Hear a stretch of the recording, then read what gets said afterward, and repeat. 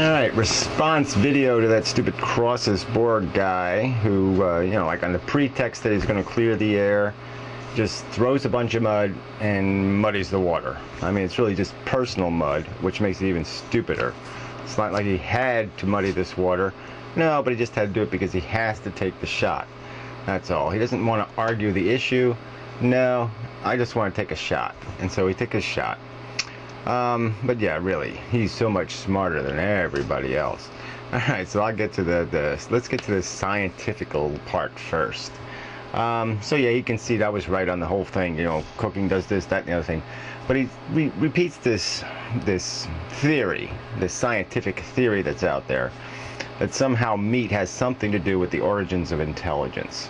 And I think that's just complete bullshit. It's just something, a bunch of assholes just invent. They invent theories all the time. They speculate about what human beings were doing, 300,000 or 400,000 years ago. And they just make it up. You know what I mean? They find some little artifact and they just make up a whole giant story out of the little artifact. And it's just bullshit. Logically, if you just think about it, the only way we could get any productive value out of meat was to cook it. All right? I mean, biologically, it doesn't make any sense that we'd be even, that we could, without a brain, all right, without greater intelligence, first be able to hunt meat effectively without wasting a huge amount of time. And then once we got the meat, once we capture it, we have no way to store it, no way to preserve it, unless we have enough intelligence to do that. And then on top of it, we can't even digest the shit effectively. So what fucking good would it do us? Absolutely none. It's just a stupid argument to say somehow meat played a role in giving us the capacity to maintain our huge brains. Our brains aren't that much bigger than other primates. It's not that huge. It's not like we have 15 legs or something. It's not like we have a body mass that is just so tremendous that we have to have a huge amount of protein to maintain it. I mean, as he points out, gorillas, which, I don't know, 600 pounds, 700 pounds, I guess the biggest are, maybe 800. Big fucking animal. Does okay on fucking eating leaves, So anyway, obviously I think intelligence came before meat eating. And it was a product of intelligence. It was a product of the fact that, we had enough intelligence to find new and innovative ways to exploit the fucking environment. All right, why wouldn't we just say, hey, that thing's got fur on it. Fur is warm. I'll rip it off its body. Hey, lions eat those things. Why don't we fucking try eating those things? I mean, yeah, that shit's gonna happen when you have fucking intelligence. You're gonna find ways, new ways, innovative ways to exploit the environment. Just like chimpanzees sticking sticks in and pulling termites out. All those little tricks you're gonna start acquiring. And your bag of tricks is going to expand with expanded intelligence.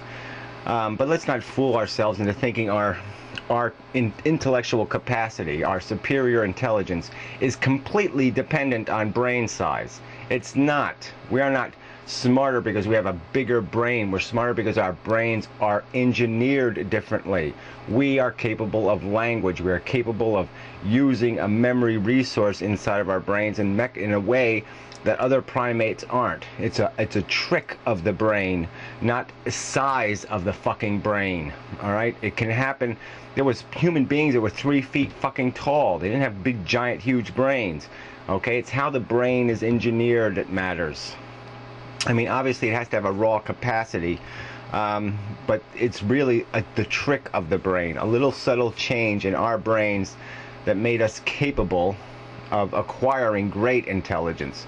And let's realize that our greatest part of our intelligence, the mass of our intelligence, wasn't acquired, only over the last few thousand years. Even though we had the capacity at least 70,000 years ago, we didn't fully use it to any effective extent, to this huge extent, until we acquired a functional language. And that made all the motherfucking difference. So don't play this. It's a stupid argument. Meat was an incidental consequence of our intelligence, not the source of intelligence. I mean, this reverence for meat eating has gotten so preposterous. Now it's the god. Now it invented intelligence. It's so wonderful. I mean, what a pile of shit. Alright, anyway, so let's get on to the really unnecessary bullshit part of the argument. I mean, that's the stupid part, but let's get to the real bullshit part. You know, where you sit there and claim that I advocate that people smoke cigarettes, that's a motherfucking lie, okay? Didn't happen. Why don't you try directly quoting me instead of playing these stupid motherfucking games? Instead of implying something that's completely fucking accurate. I have passionately argued against anyone ever fucking acquiring the tobacco, the nicotine addiction.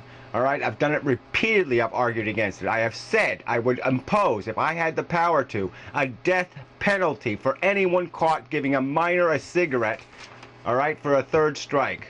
I would kill them for it. That's how passionately I think it's a crime to get any kid to start smoking cigarettes. Alright, it's a bullshit, useless addiction. What I've also stated quite clearly, though, that it is grotesque exploitation to have the highest tax in the United States of America on a fucking addictive substance. I mean, it's preposterously ludicrous. I mean, if we had any rationality, we would grandfather these poor nicotine addicts out, okay? That's the mechanism. You don't sit there and exploit the motherfucking shit out of them. And I have said exactly the same thing about meat-eating addicts. I haven't argued you can't eat meat anymore. I haven't argued that we should pass laws saying you can't eat meat anymore. I haven't done any of that fucking shit, okay? What I've said was you shouldn't sit there and make up preposterous rationalizations for your stupid addiction, okay? Your stupid unethical addiction, your unhealthy addiction, your socially destructive addiction. It gives nothing back to the humanity whatsoever. Human beings are better off being born into a different psychology than that sick psychology. And we should also probably grandfather, you Crosisborg. We should probably grandfather you dickless, you little dickless asshole gun nuts too. Okay, you compensators. We should probably do our best to grandfather you the fuck out of our society too, because we really don't need assholes completely dependent on their independent right to impose violence on other people. Because that's not sustainable either in the long term, and that isn't socially healthy either in the long term. But fuck you, fuck your insinuations, fuck your bogus argument that I'm some kind of fanatic, that I'm some kind of Christian imposing my will on anybody. No, I'm making a reasoned argument against assholes contriving a justification for their sick, unethical addiction. And that was part of your argument. You didn't even mention the ethical equation. You didn't even touch on it. You didn't glance on it. You didn't even come near it. And for most people who are vegetarians, that's a key component of them being vegetarians. Hindus aren't vegetarians because they think it's fucking healthy. They're vegetarians because they're passionately believe that it's a crime to do violence to these other sentient creatures. These reincarnated ones, I mean, they have a crazy perception of them. But beyond that, the point is they're not doing it for their own benefit. They're doing it out of a sense of altruism, as a perception of it, a sense of it. That's the best we can ever do, is have a sense of it. And I likewise became a vegetarian for that reason, not for any fucking personal interest, not because I didn't like fucking goddamn meat. I was a passionate meat eater, alright? I gave it up, though, because I thought it was wrong, period. And I proved by doing that, yeah, you can do it. If a weak asshole like me can do it, then why can't the rest of you fuckers do it? And I'm not even saying you have to. Like I said, go ahead, keep your goddamn addiction. Just don't make excuses that might get into an impressionable mind and make somebody think they really need it when they don't fucking goddamn need to do it. Not only do they not need to do it, you certainly don't want to breed it into anybody.